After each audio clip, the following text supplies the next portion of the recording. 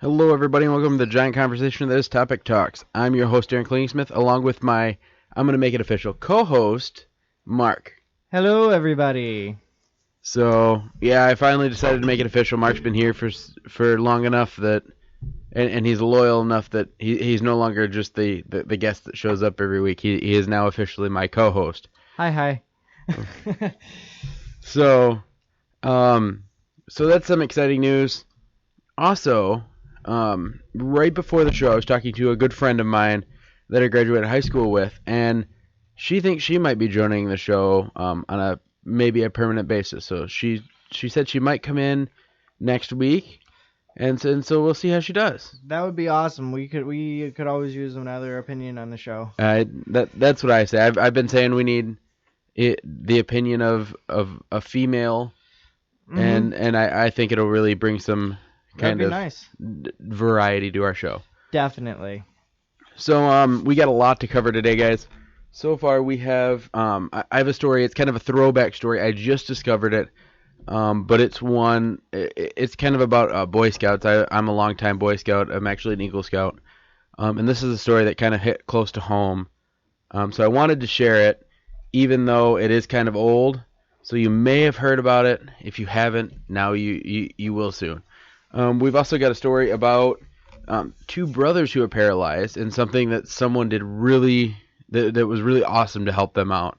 Then we go to Mark's Multiverse. Mark, what do you got today for Multiverse? Oh, I got a couple of interesting things. One is about a Hyperloop. I have to say, when I saw this link, it's not what I expected, but it still was something really, really cool, almost to a Futurama effect. So that's really cool. And then we got this other thing. It's about this alien megastructure that I've been seeing all over the place. However, I've never looked into it because for some reason alien megastructure doesn't stand out to me, which is weird. No, I'm just kidding. But no, it's just not something I've really looked into yet. So I figured, why not? I'm going to look into it today. And because I've been hearing about it here and there, and I just keep hearing updates on it. So we'll be hearing about that. That sounds pretty cool. And then getting into Movie Madness Monday, we're going to talk about James Bond and Daniel Craig. He made a statement last time he made a James Bond movie that kind of shocked everybody about how horrible it was. So we're going to kind of dig into that a little bit because he got some new comments going on. We're also going to talk about Finding Dory. They're hitting massive record-breaking, they're making so much money on the movie. It is ridiculous. Is it in stores now? I don't know if it's in stores. Because I'm not sure. I'll look it up, and I'll make sure we know. Yeah, for sure. And then we're going to talk about the new Power Rangers movie. So let's get it all kicked off. So the first story that I want to talk about, like I said, this hits really close to home because I am an Eagle Scout. I started as soon as I could get into Boy Scouts. I finished all the way through. It's something I take very seriously. And so when I saw this story, it kind of made me tear. I'm not going to lie. It made me tear up a little bit. So there's this guy named George, I think it was Mayer, and he was at his Eagle Board of Review. So for those of you that don't know how it works, you go through the ranks and you earn all the different ranks through Boy Scouts, and you get to the rank of life. You start working on some of your Eagle requirement, like there's certain merit badges you need, certain requirements. You start working on those when you're a star, which is the second one right before your Eagle. Then you have life. That's the one right before you reach Eagle. And so what happens is you do all these requirements, then you have a project. You do your project. There's a whole bunch of requirements for that. And when all that's done and all the paperwork's done, you have what's called an Eagle Board of Review. It's usually when you have literally a panel. It's a panel of people. They ask you random questions. It could be anything from, what's the Boy Scout oath, to what have you learned, to it could be anything. And honestly, it's kind of more of a formality than it is anything else. As long as you do the requirements and you show that you live the life of a Boy Scout. You don't do anything you should. I shouldn't say that you don't do anything you shouldn't, but you try to lead by example, that kind of thing. You'll pretty much guaranteed. Well, on March 10th, 1944, George Mayer was at his Eagle Board of Review when his mom burst in, and said that his dad was not doing so well and was in the hospital. And so he picked up his stuff. He'd gone through this process, so he was ready. He was going to get his eagle. So he picked up his stuff and he said, "Let's go." So they went. His dad ended up sadly passing away later that night. So that's really sad to hear. It is. And then shortly after that, he found himself fighting the Japanese in the South Pacific. So, and then he was on a ship, so a whole bunch of he ran into a whole bunch of really nasty storms. One of which he lost his wallet, which had his life card in it. That's no longer, I don't think, really a thing in Boy Scouts. The card, I mean.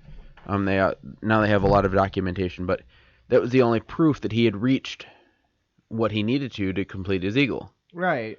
And so he got done in the Army. He married he got married. He had some kids, and he wrote an article to the Boy Scouts, and it got sent back. It kind of sounded like he didn't send it to the right person, or right. It's not almost like more of a like miscommunication or misplacement kind of deal. Right. Like he sent it to an address of somebody who, didn't live there anymore, or the office moved or something like that.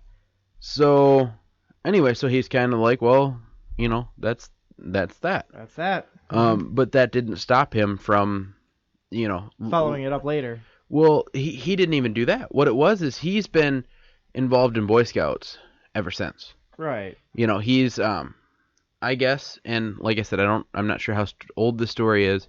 I do know it is kind of a throwback, but it was just one that I thought I should share. But at the time, he was one of the people that would process Eagle paperwork for people who became Eagle Scouts. Right. And so he was still part of the Boy Scouts of America and all that. Well, there was a man, Mark Manchester, who just automatically assumed he was an Eagle. So when they met, he's not like, "Are you an Eagle?" He said, "When did you get your Eagle?" And George's response was, "Well, it should be March 10th, 1944. And he said, "What do you mean should be?" So George continued to tell him the story. Mm-hmm. And this is where the story gets really cool. Mark sends out a few letters of his own. Yes, I did. No, I'm just kidding. Not this Mark. The Mark Manchester sent out a few letters of his own, and this time they got back a response. The response they got back stated that George Mayer was an Eagle Scout, and they gave him the date. So they're saying he achieved his Eagle on May 10th, 1944. So basically they backtracked and they gave him that date. So he has technically been considered an Eagle for all those years. Well, that's great, though. I mean, it's awesome, and there's even more. So he got his Eagle, and he said there was not even a dry eye in the house. Well, it showed a picture of his Eagle Court of Honor. So another portion of this is when you get your Eagle. This is just something that usually you throw you kind of have this little ceremony. It's where you get your because you get an actual patch. Yeah, well, you get a patch, but you also get this medal. It's a special medal, and only Eagle Scouts get it. Well, you go through the ceremony, and you get like a neckerchief that's Eagle Scout. You get so you get all this stuff. And a lot of people, some people have the ceremony, some people don't. Well, he had one. And the cool part about this was the gentleman who was pinning his Eagle medal on him was his grandson. That's touching. That is straight up touching. I was in the Cubs. I never made it to become an Eagle Scout, but I was in the Boy Scouts for a while. And I remember there was a lot of cool stuff we did. We went on trips, and I learned a lot, and wilderness survival and all that. But hearing this story, I see what that kind of stuff is like, and it's touching to see that even after all that time, they still acknowledged him and considered him an Eagle Scout, and to have your own grandson present that to you is like really, it's like icing on the cake. Like I said, I saw the story and it just kind of melted my heart, because there was no, like I said, I'm an Eagle. I worked very hard to get there. and I could not have done it if it wasn't for a lot of people. You know, my Right. grandma helped me out along the way. One of my best friends, his mom, helped me, especially when it came to my Eagle project. She was, you know, making signs for me. We'd go out and sell pop. Like, she helped me immensely. I remember doing like can drives and selling popcorn. Well, and that for my stuff. Eagle to fundraise, so what I did is the church that I go to has a chapel out back. It's an outdoor chapel, Mhm. and the cool part about it's not too far. It's like right outside, almost like right outside the door, but it's far enough away in the ground so uneven that the pastor was afraid that some of our elderly members would trip and fall on the tree roots and stuff like that. Right. So we never used it. And I asked him one day, I said, why don't we use the outdoor chapel? It was an Eagle project that somebody put up. We never use it. And he said, well, you know, he brought that to my attention. And he's kind of like, hint, hint, you know, there's a good Eagle project. Yeah. I said, yeah, it is. So when it came time for me to do because it was around the time when I was trying to think of a project to do. Mhm. And so I kind of set my mind that I was going to do this. And I thought it was really cool. You know, because I grown up in this church. They're like family to me. But I wasn't doing it for me. I was doing it for the older, you know, the older members of my church so that they can enjoy the outdoor chapel just like I would like to. Exactly. So what I did is I got a friend of mine who is a bricklayer. And he's a kind of a landscaper. He helped me plan, draw up, stake out, design the whole thing. So we went through, him and I went out, we measured it. We figured out what the best option would be. We figured out how many materials I was going to need, what the steps were going to be so he helped me figure out what I was going to need. Right. That was cool. Okay, now it was time to get the money, you know, the funds to get this. Mhm. And I went around and, you know, I'm like, okay, well, what kind of deals can I get? Because there's a lot of companies that will donate materials to an Eagle project. Right. Well, all the wood I got donated from a friend of mine. His son is now an Eagle. He's actually a dad in the scout troop. His son's now an Eagle. I helped him with his project. He worked at a truss company. So I got free lumber from them Wow, that's cool. to make the forms because I was using cement. Well, then I went to several cement companies, and I found one that gave me free fill sand because you need to put sand down before you do concrete. Definitely. But he gave me the concrete at cost. Right. Rather than, it was $775 worth of concrete. At cost. The fill sand was free. The wood was free. But Not that was bad. still $775 that I needed to, you know, Right. not to mention the pizza and all that kind of stuff. Right. And I do have to say one thing about my church. They're awesome when it comes to helping people out. Fundraising. Yeah, if you need money for anything, they are one of the first people to open up their checkbooks. So I got a lot from there. If I didn't have those donations, I don't know if I would have pulled it off. Right. But I did go, and we have a thing here every year. It's called Back to the Bricks. It's kind of like if you're from Detroit, the Detroit area of Michigan. It's kind of like the Woodward Cruise, but it's a little bit more relaxed. Mhm. So what I did is, because people line the streets of Saginaw Street in Grand Blanc, Burton, and Flint, Mhm. and so I walked up and down Grand Blanc, or that street, not all the way down through the three towns, but just through Grand Blanc, where I lived, Yeah. and I would I had a cooler, I had some pop, I had one of my best friends with me, and we literally walked up and down and sold pop. We sat in front of the high school. My mom and his mom were sitting in front of the high school. They were selling pop there. Nice. I sat in front of my church where they were having a swap meet and sold pop there. So you're getting all over the place then. I was huh? gonna say in my church I had a box designated for cans, which was full every Sunday. So basically, not only were you like getting this pop out and getting money for the pop, but you were also getting the can returns from that pop. Not just the can returns from that pop, but people who would spend their money on like pop for themselves. Mhm. They'd bring their cans from their house into the church and put them in the box. Wow, that's a good way to And then raise the money fast. I would, after church every day, every Sunday, I'd just put a trash bag in there. I'd take the trash bag out. Well, I'd take the cans out because the trash bag was kind of hard. But anyway, and I Right. would take them over to a store, return them, get the bottle slips, cash it out, or buy more pop. I did that too. I would buy more pop and sell it all. And it did all pan out. And the project turned out beautifully. And they've used it several times. Mm-hmm. But the whole point is that, that wasn't a project that I was doing for me. Right. It was a project. I mean, I haven't even used the outdoor chapel. I haven't been able to go to church since, much since then. Right. They just started using it kind of recently, and I've been too busy with school and work, and so I haven't been able to go. So it wasn't something for me. It was something for my church. Mm-hmm. But there have been people who've built libraries. There have been people who built, they've just, it could be something as simple as putting up a couple flagpoles in front of somewhere. Exactly. Fixing a fence. I mean, there's a process to get this stuff approved, but it's an awesome program.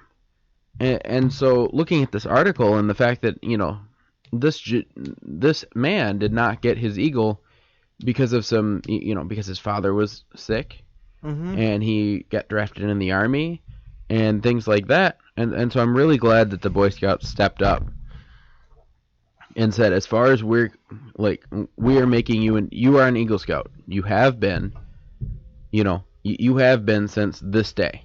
Right. So I think that was really cool. Yeah, it's straight up touching. It is. It's a really cool story. So that's one of the reasons that I thought I needed to share it. And I wasn't trying to brag about myself when I was talking about my project, but I just wanted, because I don't feel like some people realize how much it is, like how much work it is to become an Eagle. Yeah, it really is tough. I know people who have literally just tried really, really hard for a ridiculously amount of long time, and I've known people that were in their late 20s who were still going for it, and it's not an easy feat becoming an Eagle Scout. See, and it's funny because you also do have that age gap too. Mm-hmm. Because when you turn 18, you're done. Right. So you got to get everything in before you're 18. Mm-hmm. And I took 2 years off from Scouts around high school. Right. And I got called back one day. They're like, "Hey, we need I'm going to use the term senior patrol leader." So it's basically the boy in charge of all the boys, because the Boy Scouts is boy led. The adults just kind of make sure everything runs smoothly. Right. Kind of like chaperone it. Right.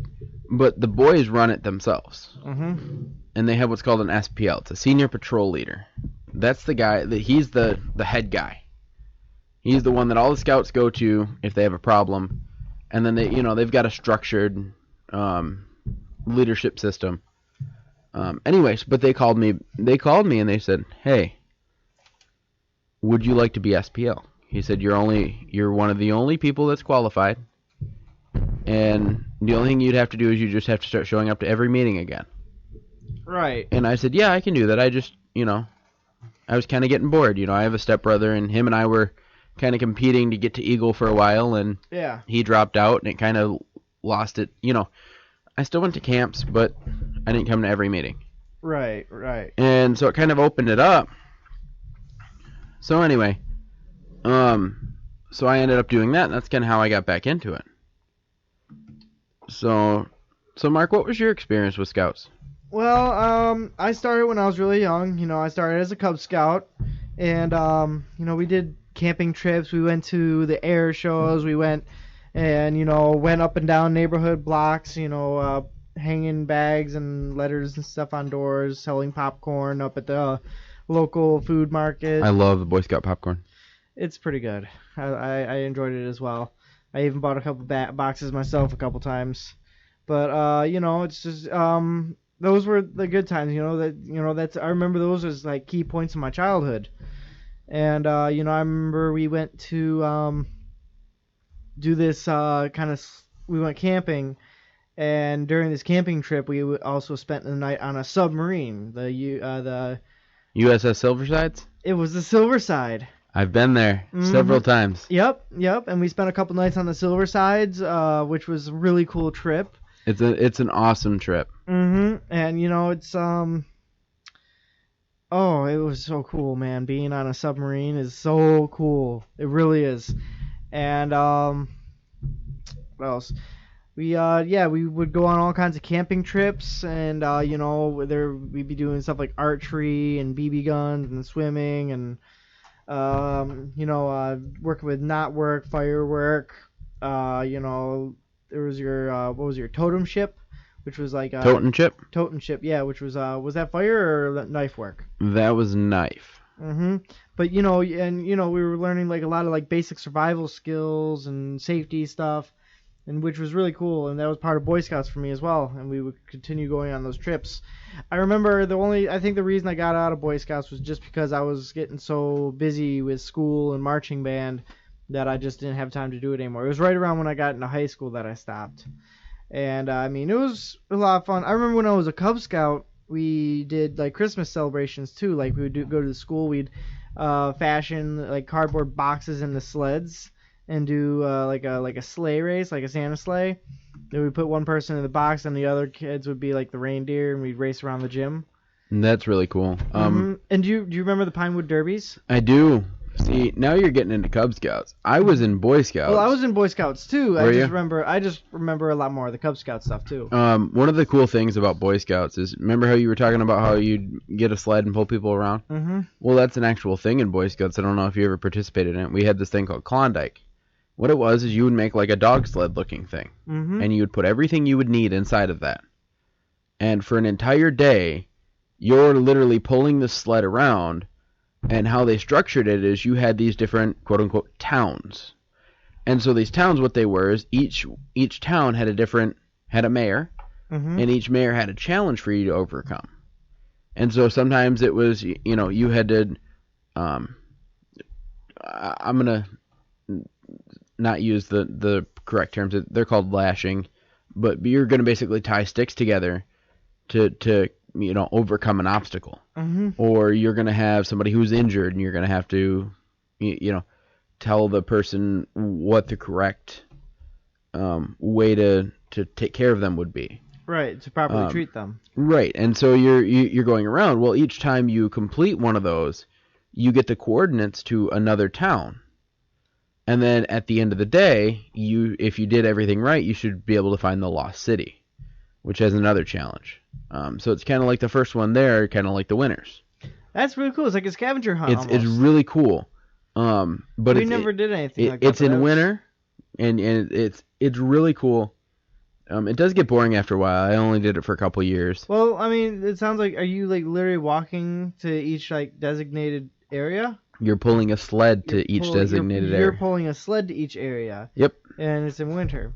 That sounds like a tiresome trek. It was, but it was so much fun, and it was so worth it. So it's just, but there's so many things that I did with Boy Scouts. That's where I got into my love of knives. None of you may know, but I have a lot of knives. You've got a lot of everything, man. I've got a lot of everything, but I've got a lot of knives. I started out with Boy Scouts. I got my first pocket knife in Boy Scouts. Same here. My stepbrother and I both got one of the same ones, and I still have it. It's one of my... I don't use it much anymore. It's kind of smaller than what I like now, but I still have it because it's got that sentimental value to me, and it's still pretty good. Right. And I slowly kind of worked my way up to, bigger and bigger and bigger as I grew older. And then, but it was just cool. My grandma used to say, she's like, man, those younger scouts look up to you. I'm like, no. I'm like, no, they don't. She's like, yeah. She's like, I dropped you off one day, and as you're walking up, all these little scouts just crowded around you, and I didn't realize it. I didn't think anything about it because it was normal to me. Right. It was one of the things where the position I had in the troop, this was after I was the SPL, is what's called a team guide. So it was my job to basically make sure all the new scouts got where they were supposed to be. Made sure they got to their merit badge classes and things like that during camps, and made sure they got all the training they were supposed to, and if they wanted to move up the ranks that they could do so. And so I was just used to being around them. Well, I never looked at the fact, or even thought about the fact, that they looked up to me. Right. And I just did what I was supposed to do because I was taught when I was younger, and I was helped in this way, and so I wanted to help them the same way I was. Right. And to this day, I'm still I try to be very involved. I'm not as involved as I'd like to be in Boy Scouts. I'm an assistant scoutmaster. along with being an Eagle, because I'm an Eagle forever. And I actually took up some merit badges, so I'm a merit badge counselor as well. So what kind of stuff are you doing these days as far as being an Eagle Scout goes?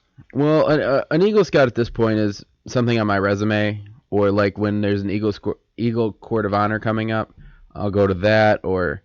But whenever I introduce myself in the troop, it's like it's an assistant scoutmaster and Eagle Scout. Right. So So it's a title of honor. It's a title of honor, and I will have it for the rest of my life. That is great. That is really great. Yeah, like I said, for me, it's like, really, you have to really commit if you want to become an Eagle Scout. For a lot of people, it gets lost, in transition after a while. You get busy with school, you get busy with, just life, and, life gets in the way. For me, it's like I got busy, and I started doing stuff like marching band and all that, which I don't regret. I absolutely loved it. Marching band, I had the time of my life. I just didn't have time for the Boy Scouts anymore. But, I have to say, though, I'm always going to remember some of the trips that we took. See, and that's the whole point. When kids came into the troop, I said, you don't have to advance. That was one of the reasons that I really liked the troop that I was in, because there's troops where they pushed you to advance. Mm-hmm. The troop that I was in, I would say, was kind of a little bit of a redneck troop. I'm not going to lie. But it was fun. It was cool because the scout leaders, if you wanted to become Eagle, they made sure you did it. But if you wanted to come and just do the campouts and then kind of enjoy yourself, they supported that too, and they helped you with that too. So they were all very supportive. They were all and a lot of them are really good friends of mine. Right. I go out shooting with one of my now fellow assistant scoutmasters. I try to do it quite frequently, but him and I have become very close because when I first got into the troop, he was the first scoutmaster I had. Right. In Boy Scouts. And, I moved through a couple different scoutmasters, and, I don't think I would change anything about my scouting career at all. Well, that's good, though. That's one thing. You want to create a legacy that where you don't have any regrets. You wouldn't change anything about the way you did things. Right. And, when you're able to say that you're happy with the way everything went, that's a good thing. That's a really good thing. Thank you. Mm-hmm. I like to pride myself on, what I have done as a Boy Scout and what I'm trying to do. And that's good. You should be prideful. That is, it's a tremendous honor being able to make it that far, Thank you. Mm-hmm. No, anyway, so my whole goal right now is to try to give back to, the troop that gave me and made me the person that I am. And that's kind of something that I feel like is an Eagle Scout's responsibility. When I was watching the video on this story, they were talking about how, he's always been an Eagle Scout. Whether he's had the title or not, he's always had that drive to, follow the Boy Scout oath and law. Mm-hmm. And, he let those guide his life, and that's really what an Eagle is. So he never really let the fact that he didn't get his Eagle bother him. Right. He was very, very, very happy when he ended up getting it, but he didn't let that bother him, and that made him an Eagle Scout whether he had the badge or not. Exactly. And they actually phrased it pretty cool at the end. He said, now the outside matches the inside. Right. So anyway, I just thought this was a cool story. So I thought I'd share it with you guys, share my experience. If you guys have, any kids and you're thinking about you want something for them to do, or you're thinking about Boy Scouts, I would strongly recommend it. Mm-hmm. But the key is don't force them. If they're like, okay, I'm done, I don't want to do this, I'd like to do something else, let them do it. Because there's been so many kids that I've seen that have been like, oh, my dad never made Eagle, so I really don't want to let him down, but that's not what they want to do. Right. Well, It's they're not going to be that passionate about it, and why should it should be something that you do because you want to do, and exactly. not because you have to do. Exactly. Mm-hmm. So what I want you to do, guys, is hit me up on Facebook. I'm going to make a post. Tell me what you think. Do you like the Boy Scouts? What do you think of this guy? Do you think he's do you think it's cool that the Boy Scouts gave him, his medal? Do you guys have any experience with scouting at all? So hit me up. I'm going to put a post on my Facebook, on the Topic Talks Facebook page. That's going to be the question. and you might find yourself on one of the next episodes of Topic Talks if if you're willing to do that, or if you want to call in one day, we welcome that as well. So we're gonna move on a little bit to the next story, and this is another one that it's not about scouting, I promise, but it is about two brothers who are both paralyzed. So they're both in wheelchairs. It's from two completely separate accidents. One was in a motorcycle accident, which paralyzed him, and one was in, I called it a diving accident. But what happened is, I guess he was pushed off a dock in a shallow, lake or something like that. So it wasn't even his fault.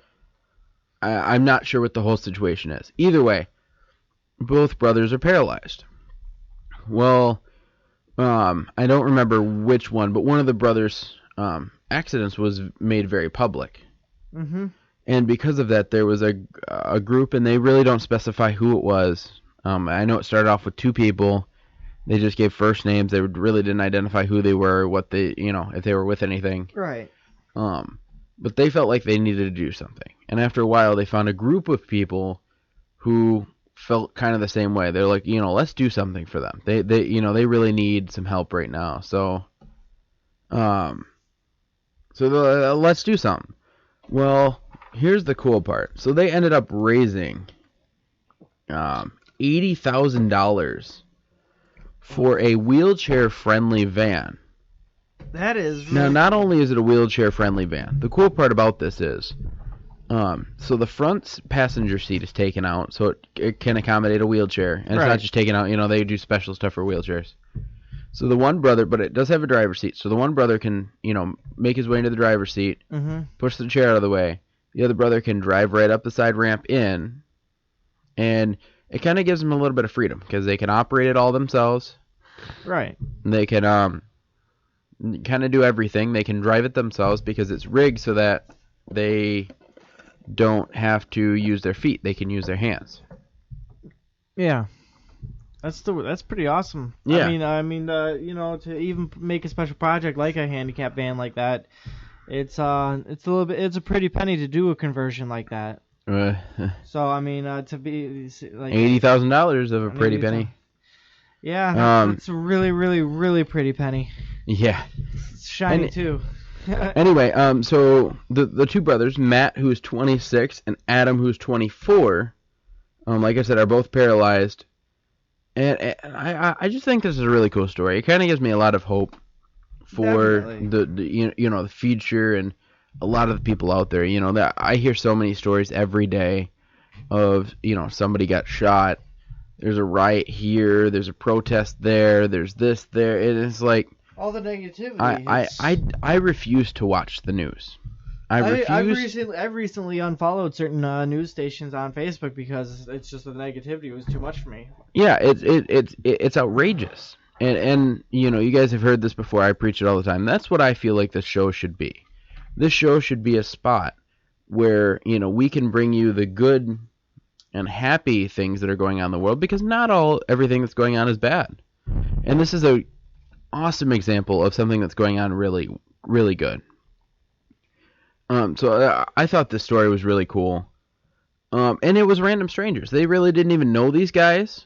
Right. But they could feel for their stories. They knew that this would be rough on them, and so they decided to, take charge. And I think that really speaks for them as a person. Definitely. So, what do you think on it, Mark? I've seen wheel accessible vans before, and it's honestly the concept of them is really cool. Like, I'm glad that we're able to do such things because it makes things easier for people with those kinds of difficulties in their lives. I can't imagine what it would be like to be paralyzed and not be able to have something like that. So the idea that these brothers were able to even get this was really, really cool. It's really nice. I can't imagine what it would be like to be paralyzed, let alone have my brother be paralyzed with me. Yeah, it's something that's kind of it's sad to hear, but it's really it's really good to hear that people are recognizing that this is But you you know. know what, though, too? I imagine that, being the fact that they're both paralyzed, I'm sure that that's actually brought them closer together as brothers. Well, and they were really close. It did say that they were best friends. And but the cool part about this gives us a little bit of freedom, because there's a lot of people, and working in a store that's friendly, but is wheelchair accessible. I've seen a lot of people who, they don't need help with anything. They can do a lot by themselves in their own wheelchairs, and it's just amazing to me. And I love the fact that we have technology and we have people who, are strong enough to kind of push through that. They're like, I don't want help. I want to be able to do it by myself. Mm-hmm. But even then, you can only do so much. Well, the cool part about this is that this kind of gives them a little bit more freedom. Yeah. Now that they got a van, they can kind of go where they want to, and I think it's awesome. I think it's really cool, and it does give me kind of a hope for, everything that's going on in the world. So definitely, for sure. But it's good to see this. This is the kind of stuff that makes my day a little bit better, knowing that there's good people out there, and here it is. I mean, random strangers raising $80,000. That's a lot of money. That is a lot of money. I mean, that's almost. That's more than our school's tuition. That's more than double my annual salary. That's more than our school tuition, and our school tuition I had to pull out student loans for. Exactly. So I mean, it really speaks out. It really does. It says a lot about people. I mean, yeah, there's a lot of people out there who wouldn't give a second thought to you, but at the same time, there's people out there who would raise $80,000 for you, and that's right. It's good. It's a good feeling. It's really cool. That there are good people out there. Right. Anyway, so that's kind of all I've got for kind of the news side. So I think I'm gonna toss it over to Mark for his Mark's multiverse. What do you got going on in the multiverse, Mark?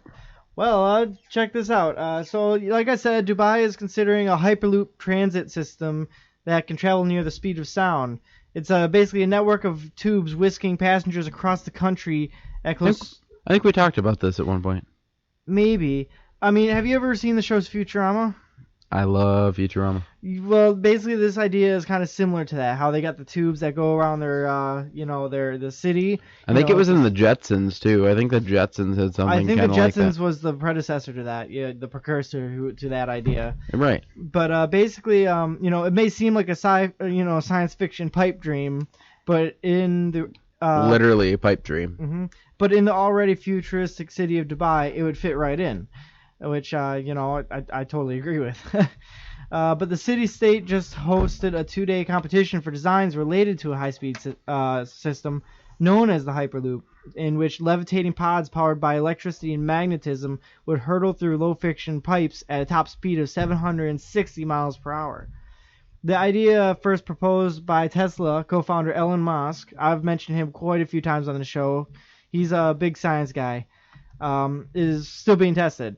But Dubai has already partnered with Los Angeles-based Hyperloop One to examine possible lines going to the United Arab Emirates capital, Abu Dhabi, and elsewhere. At the presentation Tuesday, Hyperloop One suggested such a network could include an undersea tunnel connecting Abu Dhabi to Doha, Qatar, and with a trip time of just under 22 minutes. The network could extend the island nation of Bahrain and Saudi Arabia. It's unclear how much of a regional Hyperloop network would cost, or who would pay for it at the time when Gulf budgets are strained by low global oil prices. But Dubai is already home to the world's tallest building, the longest driverless metro line, and long-haul carrier Emirates.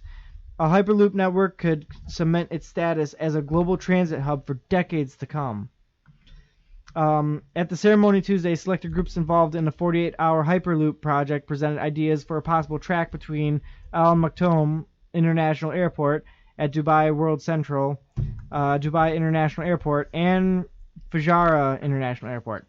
Under their plans, the Hyperloop trip of some 145 kilometers or 90 miles over a mountain range would be 10 minutes or less, compared to a current hour and 20-minute drive by road, which is absolutely crazy. I mean, that's doing the math. Let's see, an hour and 20 minutes, that's 80 minutes, condensing it down to 10. So literally, it's cutting the travel time down to 1/8 what it originally would be. That's pretty crazy, huh, Aaron? Yeah, no, it's really crazy. I don't know. A lot of things that you put on this multiverse are very fascinating to me. Mind-boggling, even. Yes, mind-boggling. That would be a good phrase that I would use. But some things I do question about either A, how real they are, or B, how possible they are, or if they're safe. One thing that I'm concerned about is safety with a lot of that. I mean, on the Jetsons when I was a kid, heck yeah, shoot me through a tube. But now it's like, okay, well, what kind of physical damage will that do on your body, especially over time? Mm-hmm. So then, I love a lot of the things that you bring up, but some things I feel like we need to talk about are things that are, going on. Like, we need to look at what's going on with the actual, what physical harm could it do to us? Mm-hmm. Well, another thing is, I'm looking at this article, and right now, like, as far as testing goes, they're testing it on cargo and stuff like that. It would initially start as more of a cargo transportation system, like shipping shipments of goods in pods, so to speak. Okay. I saw one of the videos, and or not the videos, but like I saw like some pictures and stuff like that alongside some of the videos, and it was really cool. Like one of them I saw, it was one of the pods, and it was encased in almost kind of like a cage kind of deal. And like I said, I didn't get a chance to actually watch it, but it looked like they were basically building a structural integrity unit to it, which was which would in fact make it safer. But amongst the contest's competitors were a few Emiratis, though others attended the event, watched over by white-gloved Asian waiters serving hors d'oeuvres. Asked about the low participation, Ali, the Dubai Future Foundation CEO, said Emirati University students on hand for the event would help lead the UAE in future innovations. We are paving the road to build the right future for them, he said. So really, it's it's one of those things. It's kind of like in talks. They're testing it. It's all experimental right now, but it's like if there's one place in the world that's going to implement such a design first, it would probably be Dubai, because here it is. They're one of the most innovative cities in the world. Like I said, they already have the world's tallest buildings. They have a longest driverless metro line and long haul carrier. And really, I mean, I'm not sure if you've ever looked at pictures of Dubai, but I have not. Let me put it this way: it's this city. If you look up pictures of it, it looks like a city of the future. It really does. And it's a lot of it's a rich city. A lot of people there. They're really, really wealthy. I saw a video. This is more on a humorous note, but I saw a video one time of a traffic jam in Dubai, and pretty much 80% of the cars in this traffic jam were Lamborghinis.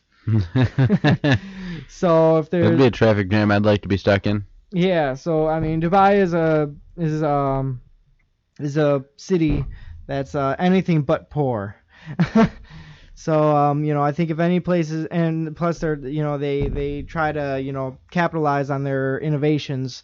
So really, if there's one city that can afford to take these steps forwards and pave the road to the future, it would be Dubai. I think it'd be really cool to visit there one day, but I'm not sure if I'll ever be able to afford it. Yeah, I agree. It'd be really cool.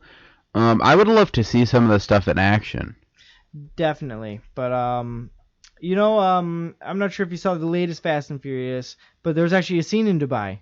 Did you see I think it was Fast 7? I own Fast 7. Mm-hmm. You know that scene where they're driving that hypercar and they drive right out of the building into the other building? Yes. That scene takes place in Dubai. Okay. I can picture that now, yeah. Mm-hmm. So really, it's just it's a crazy, out of this world, like futuristic city, and it's really cool. I think it'd be cool to go there one day. Is it really cool? It's really cool. Oh, okay. But it's one of those bucket list places to go to one day. But anyways, moving on from that, I'm going to take us into the next topic, which is basically this alien megastructure I've been talking about, and it's sparking even more mystery. A faraway star spotted by NASA's Kepler Space Telescope that appeared to be dimming regularly has confused scientists for the past several years. No one could quite figure out what caused these dimming events, leading some to wonder whether the star, known as KIC 8462852, because, that's just a NASA name right there. I mean, every one of their planetary systems has a long, strange name. There's a method to their madness. There is a way that they name these cities. Or, not cities. I'm still thinking about Dubai.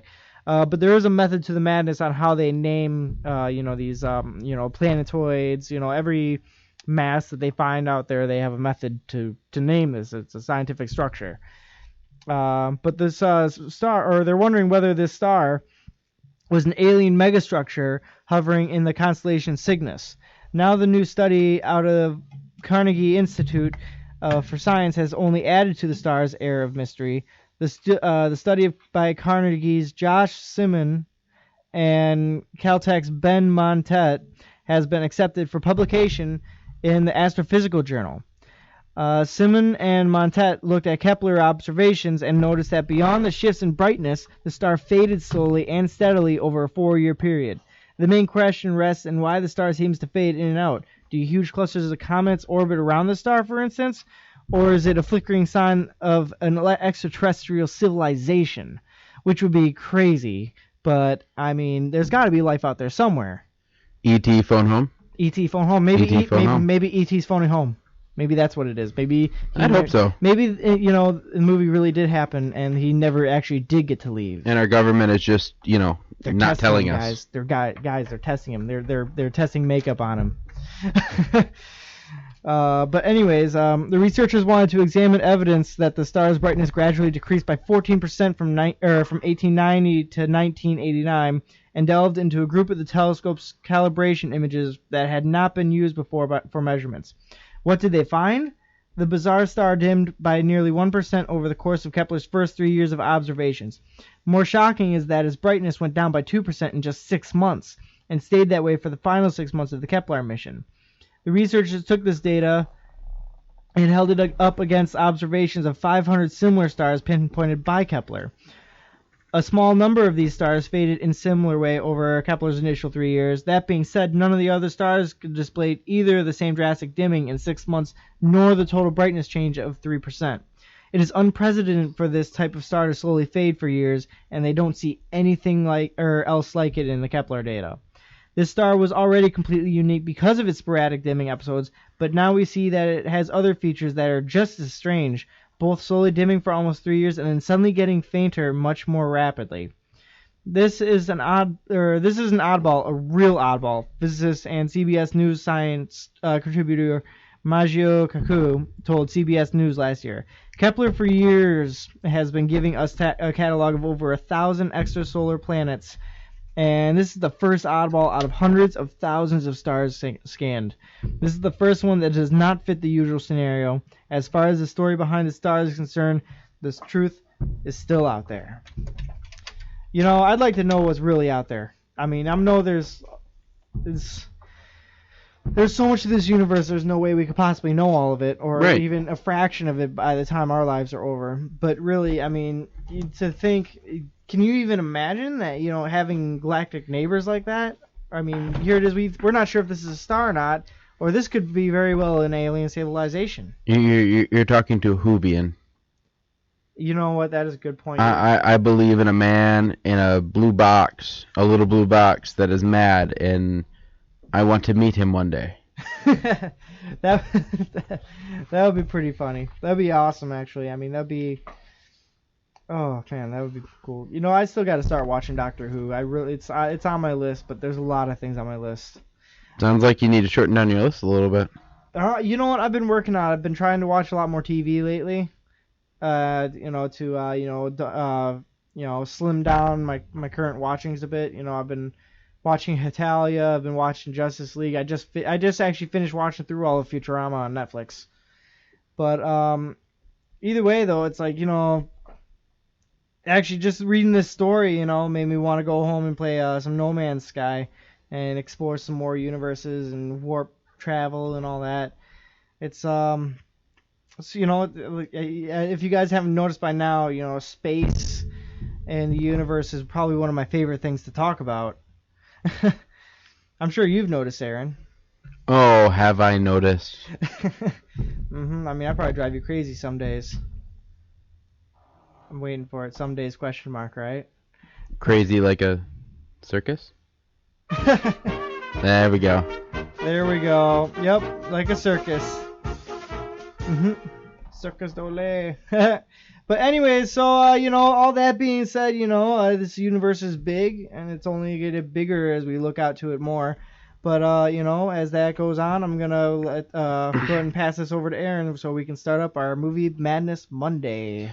Welcome to Movie Madness Monday. So this is one of my favorite parts of the show, and that's because I get to talk about movies, and I love movies. So who doesn't? Who doesn't like? If you're in America and you don't like movies, you should not be in America, because this is a movies country, and shows, and this is a media country. This is literally what we feed off of. This is what keeps us going through the day. The idea of what movie is next, or what show we're gonna go home and watch. Do you know what movie's next? What movie is next? The name is Bond. James Bond. That's right. We're gonna talk about James Bond. So Daniel Craig is. He was noted quite a while ago at saying something to the effect of, I would rather break glass and slit my wrist than play another James Bond movie. Oh, that is quite a bold statement. Yes, it is a very bold statement. And so he spent the last year clarifying what he meant by that. And so here's what kind of something that kind of put it in perspective a little bit. He said it's like when you ask when you ask someone when they're 20 feet away from the end of a marathon, do you want to do another marathon? The answer is simple, no. When you're at the end of something like that, you're like, no, I don't want to do another one. And he said he enjoys doing the series, but and I could understand this. This movie, he has to be in tip-top shape to play in these movies. Oh yeah, for sure. And he's by no means a young man anymore. Right, he's getting older, and so so I think the point is that he was getting asked way too much. When are you going to do another James Bond? When are you going to do? Are you ready to? And he's like, no. I just got done with one. Give it a few years. You know what I mean? Right. Yeah. Didn't he just finish one?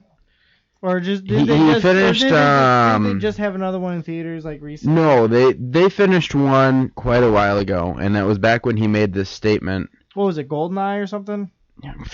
GoldenEye was made years ago. What are you talking about? I never know which one was it. No, it was that other one. No, they did Skyfall. Skyfall, that's the one. That wasn't the last one though. That wasn't the last one? No, they just did another one. What was the name of it? I thought I had it written down. I remember they stopped making them for years, and then they started doing it again. Well, what happened was Pierce Brosnan was the last James Bond, and then Daniel Craig came in, and there was kind of a few year gap between then. But right. I'm trying to remember what it was. It was started with an S. Started with an S. Oh man. I'm trying to think. Like I said, I haven't really seen much of James Bond, so I'm not entirely sure. I've seen more Austin Powers than I've seen of James Spectre. Bond. Oh, Spectre. Spectre's the newest. Is it pronounced Spectre or Spectre? Spectre. It's Spectre? Spectre. Okay. Spectre is the new James Bond movie. And anyway, but I mean, I could kind of see where he's coming from. Now, I think the wording of that was way over dramatic. Oh, you mean the wording of rather break this glass and slash my wrist with it? And could it, I feel like that could offend a few people, but yeah, I mean honestly, that is a pretty bold statement. Like if anybody described anything to me like that, I would be like, whoa, tell me how you really feel. Like let's tone it. Whoa, buddy, let's just tone it down a little bit. Just take it easy, man. You okay there? No, I'm good. Mm-hmm. No, yeah, no, I completely agree. And like I said, I can kind of see where he's coming from, but I feel like the wording could have been better. So I do have a question. What is your favorite James Bond, or who is your favorite James Bond? Oh, well, I haven't seen much of James Bond. I've actually probably only seen a few scenes from the series, in all honesty. But I remember. I mean, I've seen some like bits and pieces of them. You know, I know he used to drive around that old Aston Martin DB9. Aston Martin? Aston Martin. It's Aston Martin. I pronounce it Aston Martin. Well, you pronounce it wrong. Maybe not. I don't know, but yeah, he was driving around that old DB9, and then I think it was a DB9, or was it a DB5? I think it was a DB5, and then in the newer ones it was a DB9. But I always like the concept of the movies. You know, you get this super secret agent, and you know he's got all these cool gadgets, and like just like total Mr. Cool guy, and you know he does all these badass missions. It's always struck me as a really cool concept, but I've always been more of a Sherlock Holmes kind of guy, you know? Yeah. No, I completely understand. Mm-hmm. One of my favorite, I actually have two favorites out of the Bond, are the actors that played James Bond. And one of my favorite ones is Sean Connery. He did a movie in 1962, one in 1967, and he did one in 1971. How many James Bond actors have there been? I know there was Sean Connery. I know Daniel Craig was a newer one. He's like the latest one. Let's see. There is 1, 2, 3, 4, 5, 6, 7, 8. 8. There have been 8. That's a lot of James. That's a lot. So my two favorites are Sean Connery and Roger Moore. I feel like they both did a really good job. Timothy Dalton didn't do too bad. He played in one. It was a movie called License to Kill. I think that was the only one he played in. Yeah. It was a really good movie. He did a really good job on that movie. But but Daniel Craig is the newest one. Pierce Brosnan was before Daniel Craig. And a lot of people give him crap for, him as James Bond. The problem with his James Bond was not him. The problem was the writing for him. Which actor? Pierce Brosnan. Yeah, like I said, I haven't seen much of James Bond. He was the one that was kind of James Bond when we were growing up. Right. He had the Nintendo 64 video game and I think PlayStation 2 video game. He was the one right before Daniel Craig. The problem with so what happened with the James Bond series is, when you had Sean Connery and Roger Moore, you kind of never knew what to expect, Well, you got to Pierce Brosnan, and the writer would write, like you could basically find a formula, and that's every movie followed that same formula. He would get these gadgets that were made for one specific purpose, and then after they were done, they were useless. Right. And that's the problem is it was this like cookie cutter movie after that. Because he'd always get these same, basically the same gadgets or, gadgets that would do the same thing or just one thing and then it'd be done. Mm-hmm. Where I remember a movie, and I don't remember if it was Sean Connery or Roger Moore that played in this particular one. But what it was is he was off the grid and Q gave him a bag of just random gadgets. Just random things. It was a bag of gadgets. It was a marvelous movie because he'd use the same gadget 2-3 times for several different purposes. And that what was cool. He, you never knew what he was gonna pull out of the bag or what he was thinking, or you'd have to pay attention to what he was doing and try to figure out what he was doing. It's almost kind of like a MacGyver kind of deal. But it was really cool. And Sean Connery and Roger Moore did a lot of things like that. Now, what they tried to do with Daniel Craig is, and I especially love this in Skyfall, is James Bond had become so about the gadgets that they wanted to try to take him back to his roots, Right. So if you guys ever saw Skyfall, it had, they gave him a gun and a tracking device. Those were the only 2 gadgets he got almost the entire movie. There might have been one more. But that was it. And I feel like that kind of showed more of the skill that he has rather than his reliance on the gadgets. Definitely. And I feel like that's kind of what rebooted the series a little bit is because, you didn't have this kind of cookie cutter thing anymore. You had, a dude with some sweet skills with a gun and a tracking device taking down, and it wasn't an easy fight, and there were people lost along the way, and that's one thing that made Skyfall an awesome movie. Not to mention Adele's cover of Skyfall, or well, Adele's Skyfall. She did the song, so that was kind of cool. Yeah, with a person like me, you'd think that I would love spy movies like that, and I do. I grew up on like Austin Powers and stuff like that, but The Man of Mystery. The Man of Mystery. But I never really saw much of James Bond. I never really saw much of Mission Impossible, and really, they always struck me as really cool concepts as far as movies go, but I never really actually watched them, and which honestly I probably should. I should go back and watch them at some point because they're good movies. They are. From what I heard, they're really good movies, and I've seen. They're awesome movies. And I've seen super agent or secret agent movies before that I really liked. Like I saw. Did you watch The Kingsman? I really want to. That's another one that I want to watch. You need to see The Kingsman. The Kingsman is really good. One thing about The Kingsman that I love is the fact that it is like a James Bond movie. The difference is they're not working for the government. Right. There's one I saw a while ago. I don't remember much of it, but it was called The League of Extraordinary Gentlemen. Oh, great movie.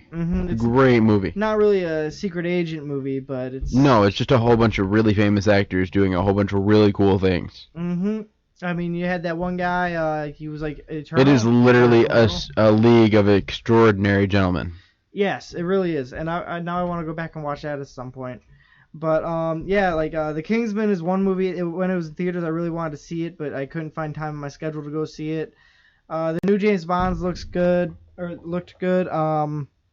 I said, I've always been more of a Sherlock Holmes kind of guy. I saw the Robert Downey Jr. Sherlock Holmes movies. I want a third. I own the first two. I thought they did a third, or we're doing a third. They're supposed to be, but we're waiting on the Iron Man films to be done because Robert Downey Jr. is too busy with those. I don't want him to quit. To give us a third movie. I really wanted to. I really want a third movie. Oh, we'll see where it goes. But there's another secret agent. Well, I guess kind of a secret agent movie that I saw, but it was at the same time not. But it had Chris Pine in it, the guy who played Captain Kirk in the new Star Trek. And the movie was called This Means War. Yep. You saw it? No. It's basically like Chris Pine. He's like a secret agent, kind of like James Bond kind of deal, and he's got a partner, and they're like really good secret agents together. And his partner is more like a James Bond kind of style, and it's really good. And basically, they both one of them he's just like a player, which is Chris Pine. He's just kind of just womanizer, and the other guy is actually he has like an ex-girlfriend who he has a kid with. And he's actually just looking for a relationship, and the one guy, who's actually looking for a relationship meets a girl online, and they go on a date or whatever, and meanwhile, for some reason, Chris Pine was in the same area. I don't remember why, but he was like checking out a movie at a movie store just down the street. Right. Yeah, and after the date, the girl goes over to the movie store to go pick out a movie to go home and watch. And Chris Pine doesn't realize that it's the same girl that was on a date with his partner. So, he starts flirting her up and all that. Right. And at first, she doesn't like him, but somehow he still manages to get a date. And basically then they're at work the next day where they're talking about how, his date went well and he met this girl and all that stuff. And they're like, oh, that's really cool. Glad to hear it. And then one of them's like, well, you want to see a picture of her? And he's like, yeah, you want to see a picture of the girl I'm talking to? And it was the same girl. They pull it up on their laptops, and they're like, okay, 1, 2, 3, and they both turn around, and it's the same chick. I remember that movie. I remember that movie. I went and saw that with my grandma and my aunt. It was a phenomenal movie because you have these two spies. And they both that are fighting over the same woman. They're head over heels for her. But they're doing it with... Yeah, I've seen that movie. Like, at first they go about it, it's like, okay, well, we'll keep going and whatever and let her choose. And, whoever she chooses, then she goes with, And really, it just goes all to hell. And really, it's hilarious. And I think in the end, she ends up going with Chris Pine, I think. But there's, like, a couple... I think there's, like, 2 alternate endings, I think. or where like one she ends I up. don't even want to watch the alternative endings. I was really happy with the ending that happened. Well, that was there. They're more for comedy purposes. Oh, okay. That's Like for in one of them, for some reason, like it was like as a total joke, she doesn't go with either of them. She goes to the side, and somehow the camera pans over, and the one guy's next to the other guy. And it was really funny. But either way though, I mean, it was a good movie, and like I said, I like the concept of secret agent. I keep saying super agents. But they could be super agents. They could be, but like I like the concept of secret agent movies. I just I don't know why. I just never get around to watching them. Okay, so the new Sherlock Holmes has not have a release date. The plot is unknown. But does it have? But I heard it has a title though, doesn't it? No, it's just Sherlock Holmes 3, according to IMDb. Okay. And Robert Downey Jr. and Jude Law are still gonna, which are Sherlock and Watson. They're gonna set to star in them. It's rumored Rachel McAdams is gonna star, but that's just rumored that she's gonna be in it again.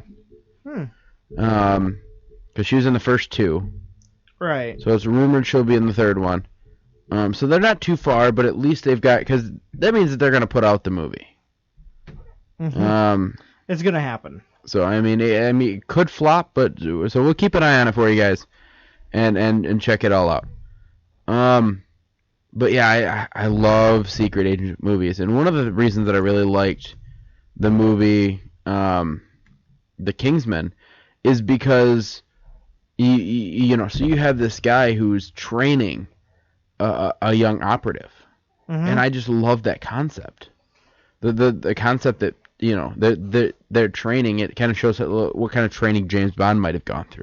Right, you know. And I love that. I don't think anybody's ever done that before. And there's actually a set for a Kingsman 2. There's a trailer out, too. I'm really excited for it. That's good. Yeah, because, you know, it looked like a really good movie, and you don't see a lot of that. Most movies, secret agent movies, you see they're already a secret agent, you know? You never see the, you know, the making of kind of deal, you know? I mean, the closest thing I've ever seen to a movie where they're training somebody to be a secret agent was Master of Disguise. I love that movie. That movie was something I grew up with. I love that movie. For some reason, like, I just don't know so many people who hate it, but I think it's like just the It's so dumb. It is. But that's what makes it so good. Definitely, and it's so hilarious. dumb. Like, I mean, here it is. You got these guys, and he could literally switch disguises within like 5 seconds. It was the best movie ever. It was absolutely hilarious. One of them, there were two phrases that came out of that movie that I heard everywhere. One of them is where the grandfather was moving his hand open and closed like a mouth and saying, "This is what you're doing. This is what I want you to do." Yep. And it was like, I had so many kids that would do that to me in school. Oh, I know, that was. Or I would do it to kids in school. It was phenomenal. Also, there was the Turtle Club thing. Am I not turtly enough for the Turtle Club? Yes, there was that. And then there was the one where he's like, "I'm going to be a master of disguise." Yep. I love that movie. It has to be in my top 10. It's a really funny movie. I'm gonna have to watch that. It's really dumb though. So anybody who hasn't seen it, beware. It is really stupid, but it's really like it's very kid friendly too. Oh yeah, it's a very kid friendly, stupid, funny movie. Yeah, it is. You know, it's probably one of the first like stupid, funny movies. You know, it's probably one of the things that I saw that turned me on to the idea of ridiculously stupid, funny movies. Which another movie I think of when I think of stupid, funny is I can almost guarantee you've probably never even heard of it. It's called Kung Pao. Not at all. It's they took this old like Asian kung fu movie, right? Yeah. And literally they basically revoiced it over in English, and they replaced the main character through CG with this other guy, and basically he goes through this entire it's the stupidest funny movie ever. Like the first scene in it, like the Chosen One who's the main character's name. The main character's name is the Chosen One, and as a baby, this guy's looking for him, trying to hunt down the Chosen One so he can kill him. and he finds his family, kills his family, burns down his house.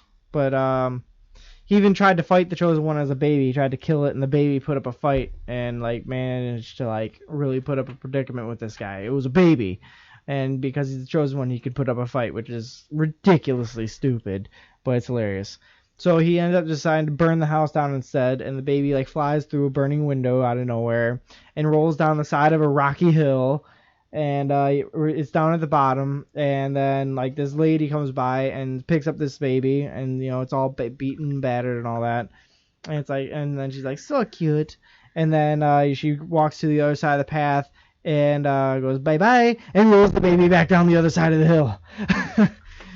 And there's a lot more stupid, funny bits to it too. And it's like I said, it's all voice. Like half the movie is voiceover work. They revoiced it over, and they really made fun of the mock movies. Like you know how with old Japanese movies they would have their lips moving, but it wouldn't match what they're saying. Yes. They play that out so bad with this movie. It's absolutely hilarious.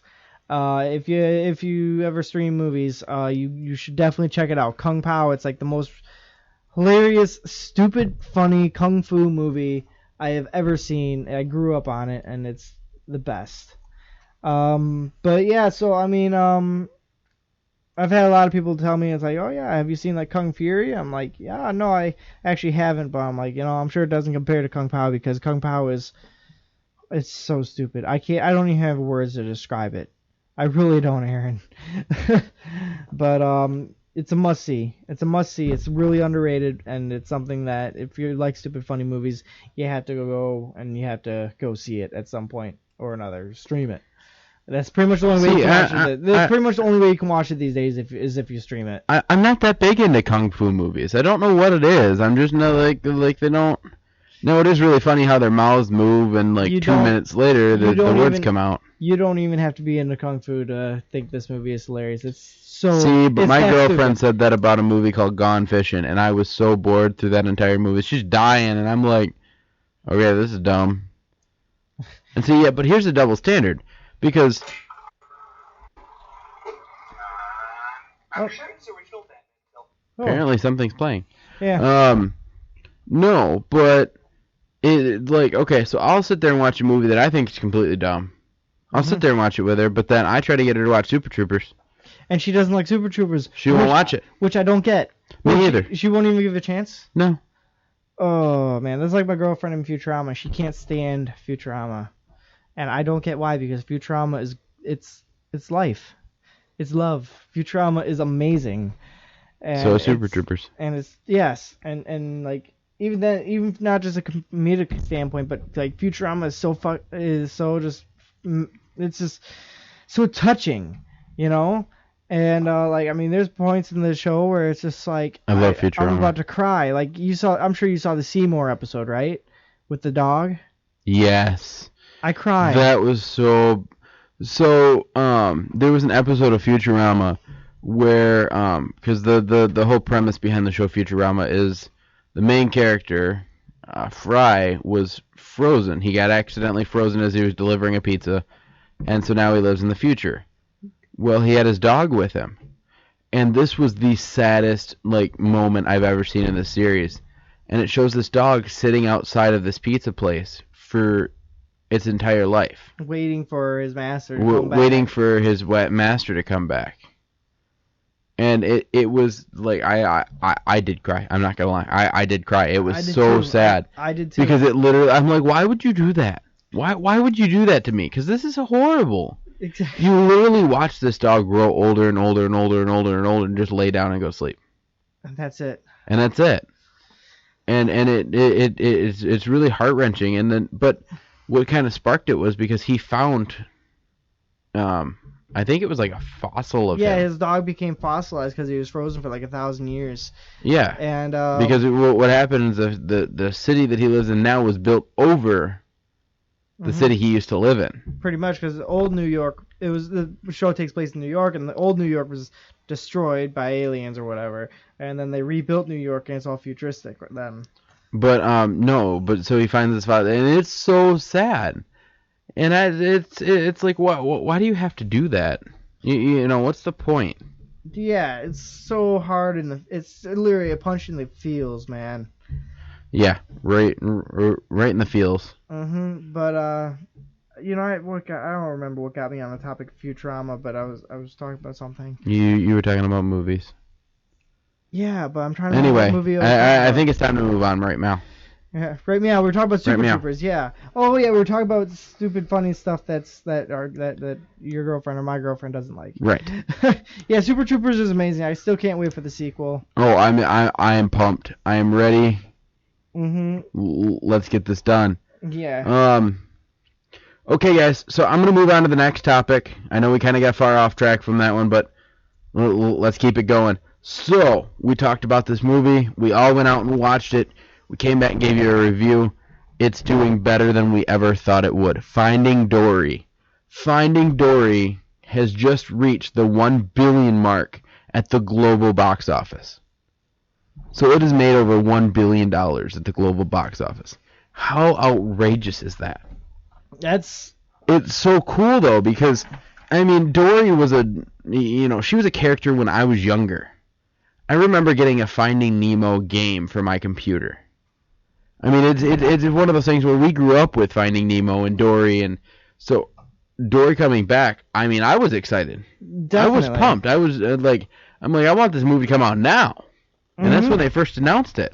Yeah, I remember. And then that movie probably had publicity going on for almost like 2 years before they even. See, and I went and watched it, and I was not disappointed.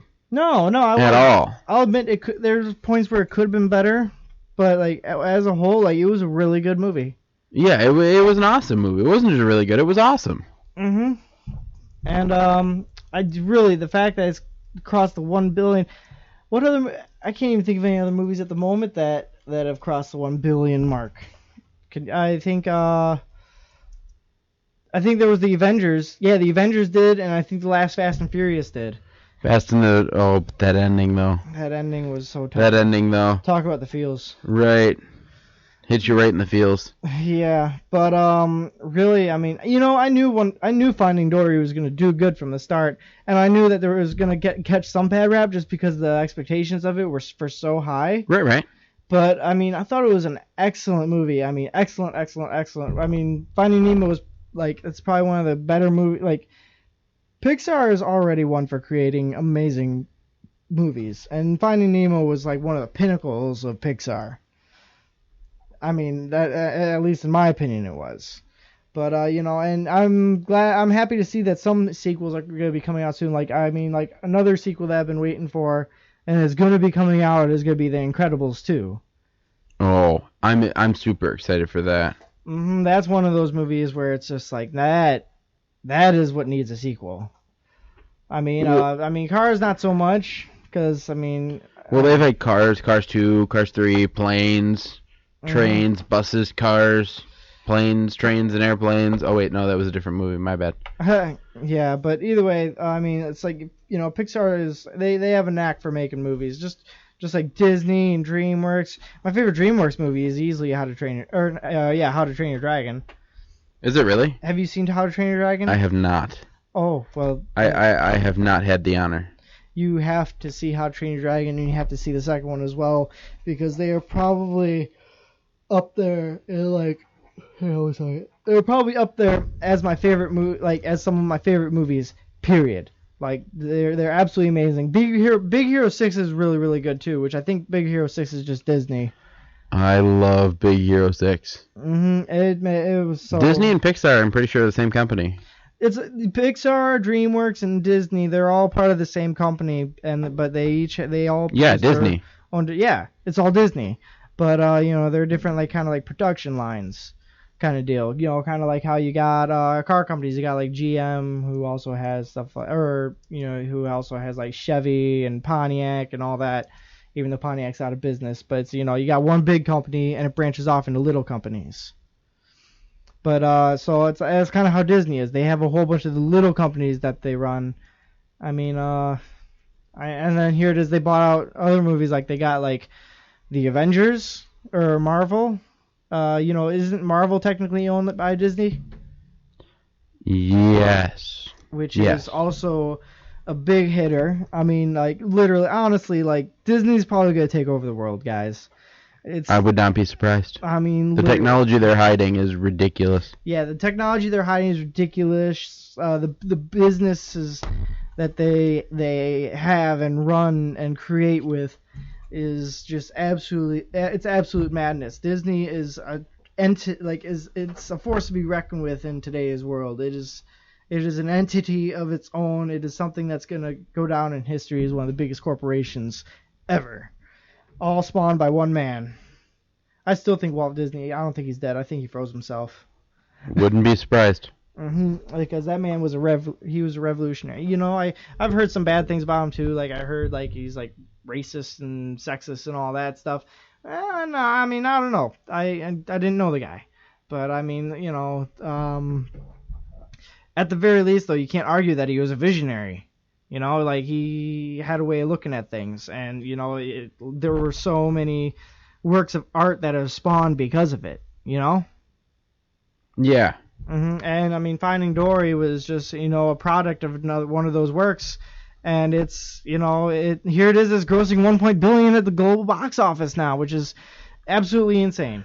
It's awesome. It really is, and the cool part about it, and we've talked about this several times before, and we'll probably continue to talk about it, but they're doing so many sequels to old movies that we feel like they should do sequels to, like The Incredibles. The first one was awesome. Can you believe like how old like the original Incredibles is now though? Yes, because I had a PlayStation 2 video game of The Incredibles. Oh yeah, that's right. They had a game for The Incredibles. They had a game for The Incredibles. What was it based off? They had a game for Finding Nemo. They did. They do. I have it upstairs. Wow, I did not. Oh man. They had a computer game for Finding Nemo. I played that for a while. Man, I didn't even realize that. And then have you heard? Oh man, there was a link I was looking at yesterday, and I couldn't find it afterward, but I was gonna tag you in it. It was basically a theory about how how the Disney universes they're all connected, like how like Little Mermaid, Tangled, Frozen, Tarzan, all that stuff. Well, Frozen and Tarzan, the alleged connection is the fact that so apparently Anna and Elsa's parents are also Tarzan's parents. So the ship that you see go down is the one that you see go down, like the one in the beginning of Tarzan that you see go down, is the same one that you see go down in Frozen. It's the same couple. The only problem with it is we just recently watched Tarzan the other day, and if you watch it, they already had a baby when the ship sank, which wouldn't make sense with the timeline. Wait, so when they left the port in Frozen, she didn't have a baby? Right. But was she pregnant? Not that I know of. Well, maybe she was. I mean, it could have been a long voyage. That would have been... well, it could have been. I mean, it could be. But that baby looked about a year old. Like I said, it could have been... But, I mean, it could have been a very long journey. Either way. I mean, have you ever read the Odyssey? So the whole... the whole connection is the fact that Tarzan... They're connecting Tarzan as Anna and Elsa's brother, is what they're trying to do. But it's kind of the same thing that they did with Toy Story. Toy Story, they had this cool connection about, have you seen all the Toy Story movies? Yeah. By the way, they're coming out with a 4. Horrible idea. Either way. Yeah. So what they did is, in Toy Story, I lost it. I don't remember what I was going to say. You were probably talking about how Andy's mom was originally Jesse's owner. Yes. So if you look at Andy's hat, it is red with the white... With the white string around it. Right, white string around it. Spiraling through the and you look at Woody's and it's brown. Now, if it was a Woody hat, why would it be red with the white? Exactly. Now, the assumption is that hat belonged to Andy's mom, who was Jesse's original owner. So that's why the hat was. I believe that one. That's a pretty solid theory. And if you look, when they show the pictures of like Jesse's old owner's bed, it has that same exact white hat laying on it, or the red hat with white band laying on the bed. Definitely. So it is a very solid connection, and it was one that I got all giddy about it because I'm like, it makes sense. There was here's a little another extra tie-in to that Disney tie-in. You remember how when we were watching it, you brought up that little Beauty and the Beast reference with the teapot? No. Oh, yes. Well, there's another part of that fan theory where that they believe that Jane is like a great granddaughter of the Beast and Belle. Huh.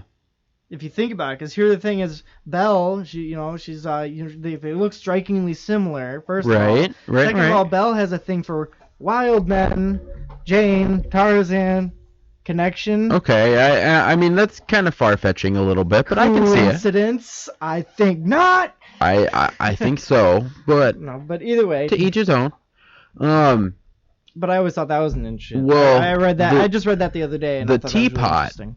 The interesting thing about the teapot is every single Disney movie you see will have a reference to another Disney movie somewhere hidden in it.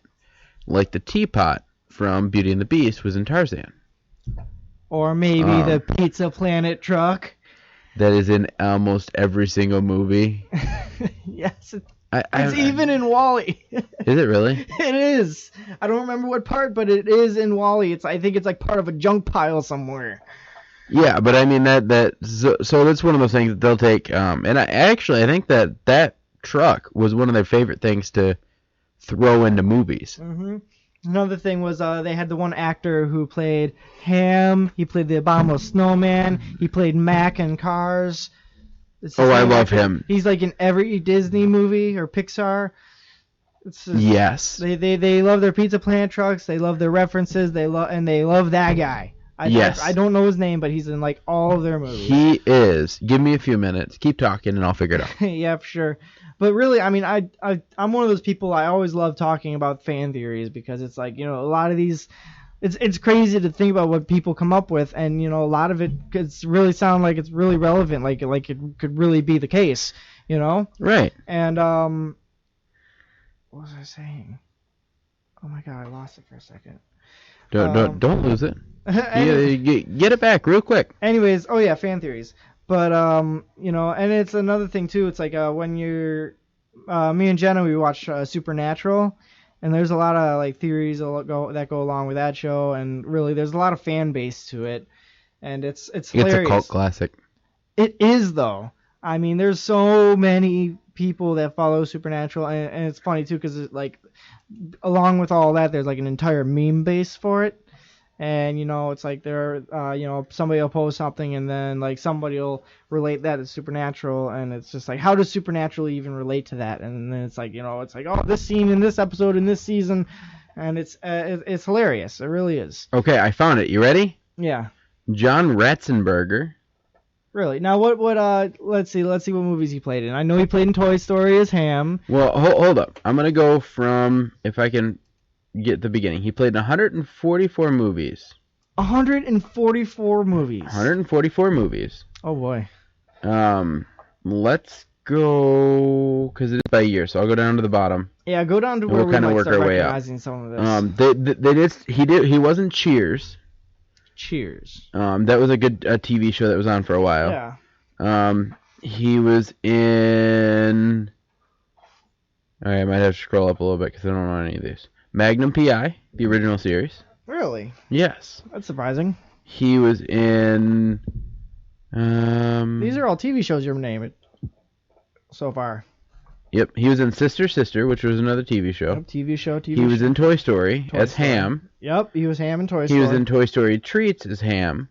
Toy Story Treats? Yes. He was in Toy Story Activity Center. Well, he's going to be Ham in all the Toy Story stuff. That was a video game. He's going to be Ham in all of the Toy Story stuff. Sabrina the Teenage Witch. He was in that? Yep, he played Bob/Santa Claus. Interesting. He was in Bug's Life. He played P.T. Flea. Petey the Flea. Oh, yep. Yep. Yeah. He played Ham in Toy Story 2. Obviously. He was in the show Touched by an Angel. Never heard of it. It was a great show. He played in That 70s Show.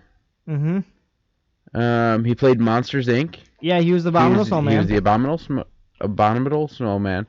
He played in the Drew Carey Show that was on for a while. Frasier, Monsters, Inc. I already said that, but that's up there Monsters twice. Inc. Who did he play in Monsters He Inc.? played in Finding Nemo. Yeah, he played like the School of Fish. Who did he play? He played the the fish. Yep. The fish school. Yep, the Fish School. He played in 8 Simple Rules, which was one of my favorite. He played Fred Doyle. Have you ever seen 8 Simple Rules? No. The name of the show was fully 8 Simple Rules for Dating My Teenage Daughters.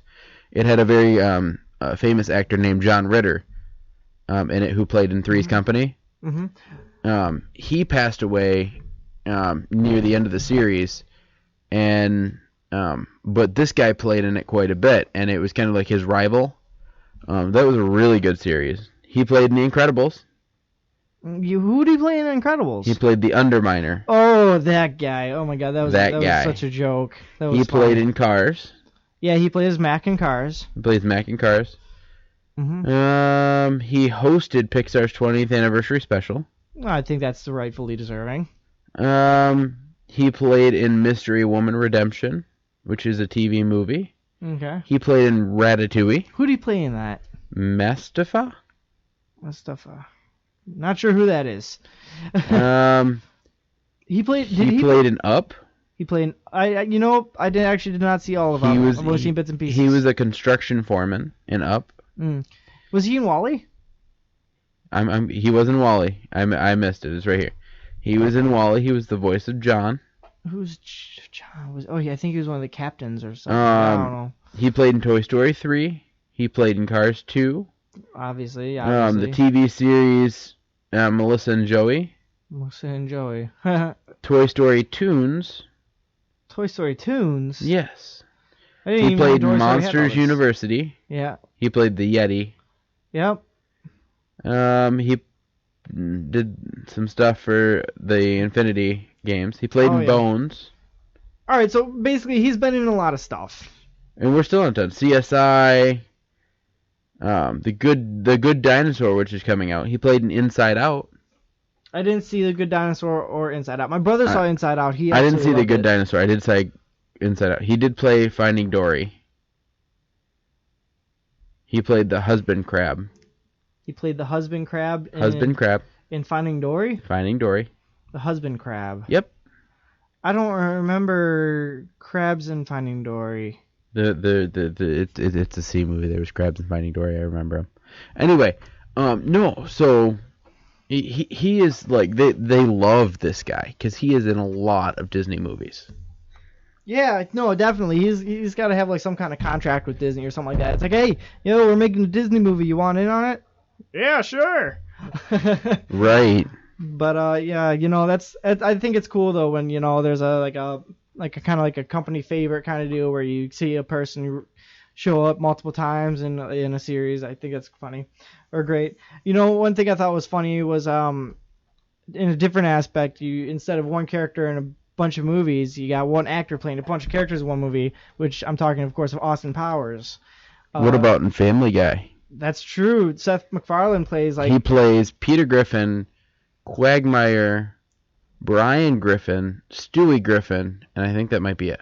Yeah. And then if you watch Austin Powers, Mike Myers plays both as Austin Powers. He plays as Dr. Evil. He plays as Fat Bastard. He does, believe it or not. No, I know. And I watch the language a little bit.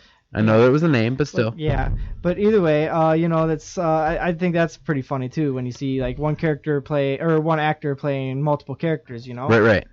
But it's innovative to say the least. I think it's cool to see that kind of stuff. No, it is. It's really cool. So yeah, no. Anyway, but Finding Dory. So they're reaching. It is getting bigger than I think anybody thought it would be.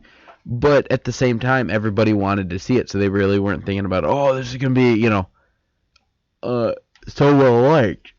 All right. Even if it didn't, even if it wasn't as good, I still think it would have made a ton of money anyways, just because Finding Nemo was so amazing and everyone would want Finding Nemo was fantastic. And everybody would want to see the sequel anyways, even if it's not good. They just want to see what it's about, you know? Right. One movie that I'm waiting for a sequel for is I don't know if you've ever seen it. Do you like scary movies? I do not like scary movies. Oh, so you haven't seen Jeepers Creepers? Not at all.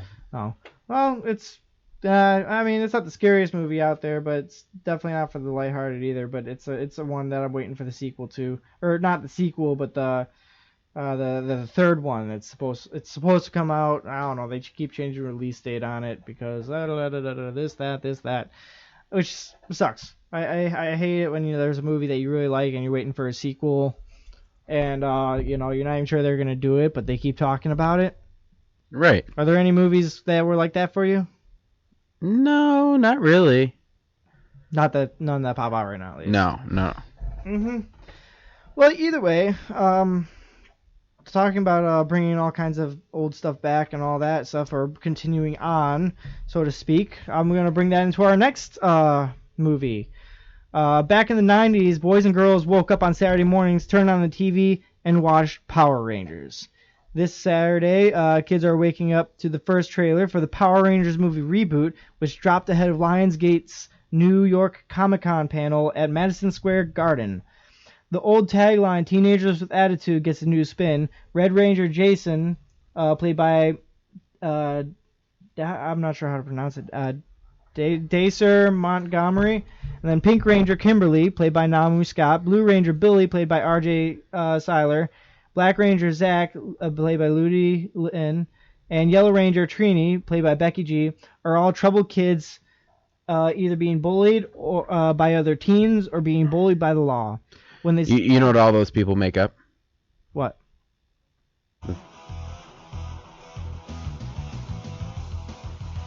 What is that?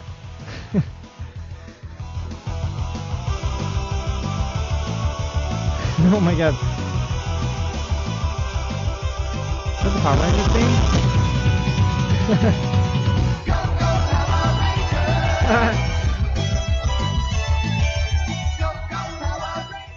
They actually had a pretty epic theme song. I never even remembered that. Oh, it was an awesome theme song. I really enjoy it. I thought it was really cool. I'm sorry I had to do that. I'll just play it in the background while we're talking about it. Either way, no worries. But when they stumble upon alien tech, or those power coins, they acquire superhuman abilities they'll soon use to protect their home from Angel Grove, home of Angel Grove from an alien threat. We only get a glimpse of their version of Morphin Time in the trailer, but we see the villain, Rita Repulsa, Elizabeth Banks, who, as she says, is in the business of killing Rangers. This is not your grandma's Power Rangers. The footage's dark color palette reflects its darker tones, somewhere between YA sci-fi novels and Josh Trank's Chronicle. Also in the cast, though not shown, are Bryan Cranston as the voice of Zordon and Bill Hader as the voice of Alpha 5. The film will be released on March 24th, 2017. See, and there was some controversy when they first released the art for what the new Power Rangers are going to look like. Because in the new Power Rangers, the women seem to be wearing high heels and have breasts in their armor. They have breasts in their armor. Yeah, they do. Interesting. Well, it highlights certain features. It highlights them. And it was controversial because they're like, that's not how they're supposed to be. Well, that's how they're designing them because it was never really, I don't know. It was just a big controversial thing. I don't even know why they made a big deal about it. And but they did. They made a big deal because it was wearing the girls had high heels on and well, like a Hang on, I guess. I'm looking at it right now. You know what? I mean, I see what you mean. Yeah. I mean, yeah. This is it, right? Yeah. Yeah. Yeah, I see what you mean, how it accents certain features, but I don't really know if I really find it as any kind of offensive or Me either. anything like that. I mean, Power Rangers are Power Rangers to me. But either way, I mean, I was actually probably into Power Rangers at until a late age. I was probably like almost a teenager when I started falling out of it. Because Go Power Rangers. Power Rangers has always been one of those iconic things that are just really cool, you know. And I don't know about quite as much as Pokemon, but I remember as a little kid, me and my brother were so into Power Rangers. I loved the one where they had like those cars that turned into their Megazord. That was great. I love the car one. And they had those a whole bunch of other ones too. Like they had the Jungle Fury or whatever. They had the Dino Forcer ones, which were honestly pretty sweet. I think that's when I hopped off after that. But See, the problem is they came out with too many different series, like they versions did. They of had Power so Rangers. many different. They had so many different factions of the Power Rangers. But you know, I mean, there were some of them that were good and some of them that weren't so good. But I mean, I was into Power Rangers for a long, long time before I actually started getting out of it. But I mean, I thought it was cool for a long time, and here it is now. They're re-releasing it, and it's probably gonna appeal a lot to us, the kids who used to watch it, of course. And like I said, it's not your grandma's Power Rangers. The footage's dark color palette reflects its darker tones, somewhere between sci-fi novels and Josh Trank's Chronicle. So it's gonna be a little bit of a darker look on Power Rangers, but either way, I am looking forward to it. I plan to go see it in theaters because it's at the very least it's gonna be interesting. It'll give us something at the very least something to talk about, you know. Yeah. So I'm posting something on Facebook. I'm gonna post a question. I'd like to see a good response going on. I'm posting the question I'm posting is, do you guys have a problem? I posted the picture, posted the question with it. You know, have a conversation in the comments. Do you think that it's offensive to women with the new female Power Rangers having breasts? I still don't even look. I mean, looking at this and it's just... like, I don't even know how to describe it. But like, do you have a problem with them wearing high heels? And because they're not really high, they're kind of like high heel boots. Is kind of what they looked like to me. But you know, do you find that offensive, or do you think that it should be that way because women do have breasts and that's something natural? Why not? You know what I mean? Yeah. So on our Facebook page, Topic Talks, get a conversation going. Tell me what you think. I'd love to hear your opinion. So yeah, but I can't get over. No, I'm looking at these pictures, and honestly, I think the new designs are pretty cool. Yeah, they look really cool. Like, it almost strikes me almost kind of like an Iron Man kind of style. Yeah. Like the Black Ranger particularly, like his suit is like BA, like it's pretty sweet. That'd be really cool to have like that kind of suit. I mean, the red one's cool too, and the blue one's cool. I mean they're all pretty cool, but actually, you know what? Actually, I'm looking at them, and actually, design-wise, they're all pretty much the same. It's only a matter of color, and their helmet and their helmets are slightly different, but they're pretty similar in a lot of ways. But either way, yeah, I'm. It's cool to say the least. I'm gonna give it a chance. I think it's kind of a ridiculous thing for people to make a point out of something, but you know how people are these days, Aaron. People like to make points out of something, even if it's something little. They do, even if it's nothing. They like to, pick fights, and it's kind of pointless. I mean, it's like, oh yeah, you know what? Sorry, you heard this is offensive. Well, why is it offensive? Yeah, it's like, oh, yeah, okay. Women have breasts. That's offensive, apparently. Right. But I mean, come on now. It's a fact of nature. Everybody knows this. It's not anything that we try to hide. They're obviously there. Right. I mean, if you're gonna be offended by this, then you should be offended by half the things going on in America. Right. And if you are, you might as well just leave the country. I mean, I know there's already a lot of people who are planning on it anyway. No, there's people who say that they're gonna plan on it. And then you know what's going to happen? They're not going. Do you think anybody's going to actually leave? No. There will be a few people that will actually leave. But 90% of the people that say that they're going to leave are going to not do anything. They're I know. Just stay put. There's some people I hope, like I think Miley Cyrus was saying that she was going to leave if Donald Trump wins. I'm all for that. Yeah, get her out of the country. And I don't know what the story with Justin Bieber is. I still thought it was really... He's not even American. No, he's Canadian. I thought it was absolutely hilarious because I heard a rumor that Obama tried to deport Justin Bieber back to Canada, and Canada was like, no, we don't want him. We're not taking him back. They did deport him for a little while. I did hear because of some of the trouble things he he was was causing. doing. Yeah, like Because he was causing trouble. Yeah, I mean, he was causing all that trouble, like down in, like, was it Brazil? Like he was down in Rio doing all kinds of graffiti Yeah. and stuff like that. I think he was doing some stuff here, getting drunk and drag racing, and I'm not even sure he was of age yet. Anyway, because we're far off topic, why don't you end us off for the night, Mark? Okay, so Last topic of the night, guys. Yep. So, as you guys know, Doctor Strange is going to be coming into theaters soon. And when EW spoke with Kevin Fridge about the UK set of Doctor Strange last year, the Marvel Studios president promised that the film would feature some very trippy footage. As Benedict Cumberbatch's injured surgeon is sent on a magical mystery tour of the so-called multiverse. Mark, is it your multiverse? Oh man, I hope not.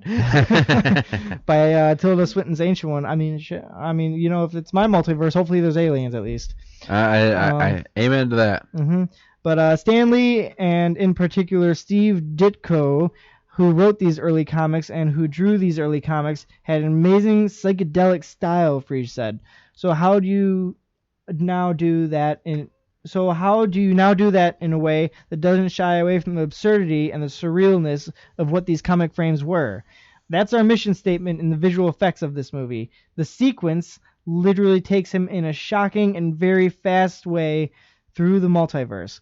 The images can be just as trippy as those Ditko images were in the past.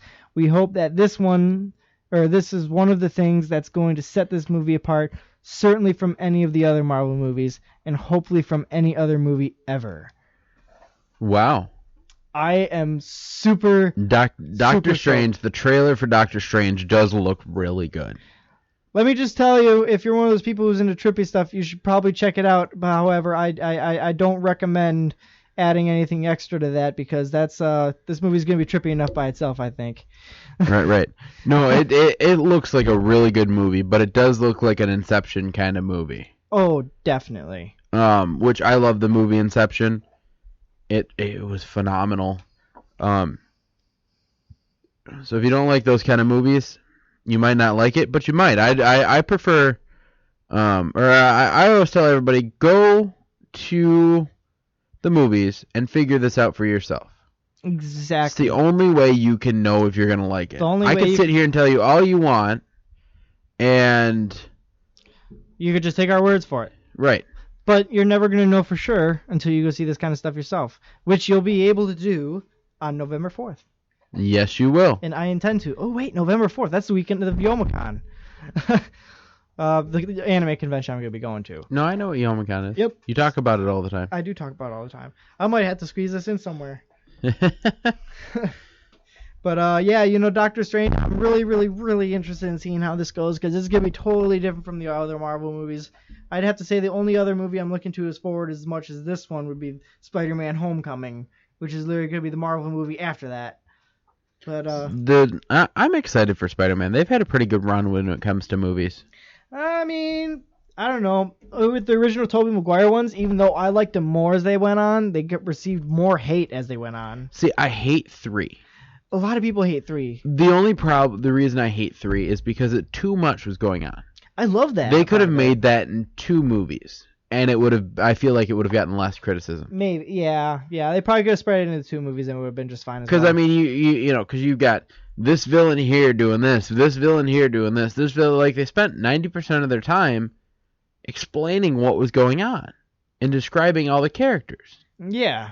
Where they could have, had 1 to 2 villains and then had that segue into a third or another movie. Right. And then you have the Amazing Spider-Man movies, which I did not see yet, but I have to see them before I go see the new one when it comes out. Did you see the Amazing Spider-Man ones? I saw the first one. Was it any good? It was pretty good. I liked it. I heard the second one was even better. But I haven't seen the second one. I heard that they fired the main actor though, because some reason, I don't remember what. But I don't know. I like I said, it's just something that I heard. I mean, same story like I heard. See, now my problem is if they change it and continue with the series, that's wrong. Yeah, definitely. I mean, So, because they have done that before, and it drives me insane. I mean, you can't really change a main character mid-series. Not at all. But, personally with Not even a voice actor. That really grinds my gears. Like, you know what else grinds my gears? When they change an actor in the middle of an Yeah, animated show. for real, though. But, The one exception is when they brought in Mila Kunis to play Meg Griffin on Family Guy. That's it. Well, they did that, like, early in the show, too. Yeah. But, I mean, personally, though, like, the new Spider-Man they picked for Civil War that they're making Homecoming on, I really liked him as a character. At first, I was really, really skeptical of him just because of the suit design, and I think everyone was. But after I actually watched the movie, I thought it was, like, great. He's probably one of my favorite Spider-Mans. Because Spider-Man is actually supposed to be, like, a 14-year-old kid. Right. But, so I'm really excited to see that and see how that goes. And I'm really excited to see Doctor Strange because I'm really excited to see how that goes. This movie looks Are you really excited, Mark? I am really excited. I am ecstatic. You're ecstatic? I'm ecstatic. Not ecstatic? Ecstatic, however it's pronounced. I am ready, is to say the least. Are you ready? I am ready. You ready, Eddie? Yeah. Anyways. Okay, SpongeBob.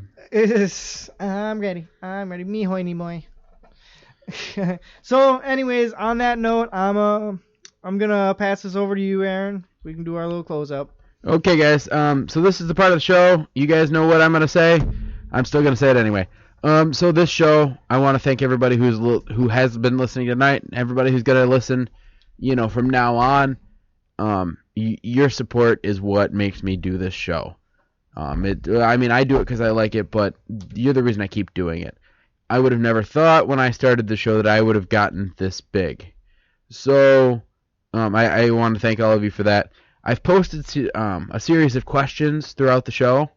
Feel free, even after the show, comment on them. Get a conversation going. I'll jump in on the conversation.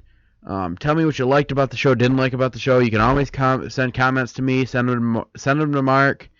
You can contact me on Facebook. I'm Aaron Klingy-Smith on Facebook. Mark Wilson on Facebook. I'm on Twitter and Instagram. I am on Snapchat. Don't use it really that much. So I'm on pretty much every platform. So whatever you're on, whatever social media, find me. I'm probably on there.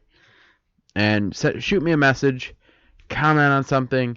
Get a conversation going. That's one of the things that I try to do with the show is, get a good solid conversation going. And but I mean the views and the support I've been getting for this show from you guys is awesome. I can't wait to see like how far the show really goes. It could, and I feel like adding a female element to the show might give us an upper hand. Yeah, I'm hoping your friend shows up. I'm hoping she sticks around. Yep, she sounds like she's gonna come in next week. So next week you'd be excited for that. We're gonna have a whole brand new range of topics. And if you guys have any topics you would like to submit to us, again, find us on any social media, Facebook, Instagram, Twitter, whatever your favorite social media is. Shoot us a message or comment. Tell us if there's a topic you want us to talk about, or if there's one that we covered in the past and you want us to update you. We'll see what we can find out. So it's kind of your show. We do this because we like it, but we really do it because you guys like to hear us. You like to hear our opinions. You like to sit and listen to us. So that's one of the reasons that we do it. I am going to end a little bit early tonight, but I am really excited for where this show could possibly be going. So thanks again, Mark, for being on the show. Thanks for having me, Aaron. I love coming every time. Me too. I love being here. It's something I love to do. So I think that's pretty much it. Once again, I posted a whole bunch of stuff on Facebook. One of the things was about Power Rangers. I asked you, would you like, or do you like the new costumes for, are they too controversial for you, or are they, are they just fine? Is there nothing wrong with them? I also asked you about Boy Scouts. What have you guys, what has been your kind of run-in with Boy Scouts? Are you in it? Are you not? Have you heard about it? Did you make fun of kids that were in Boy Scouts when you were in high school? Let me know. Get that conversation going. There's a third one. I don't quite remember what it was completely about, but they're all on the Topic Talks Facebook page. So be sure to check it out, everyone. Yep, check out like us on Facebook. Find us on YouTube, Twitter, Instagram, whatever. And I think that's pretty much it. Until next time, I'm Eric Leangsmith, And I'm Mark Wilson. signing off.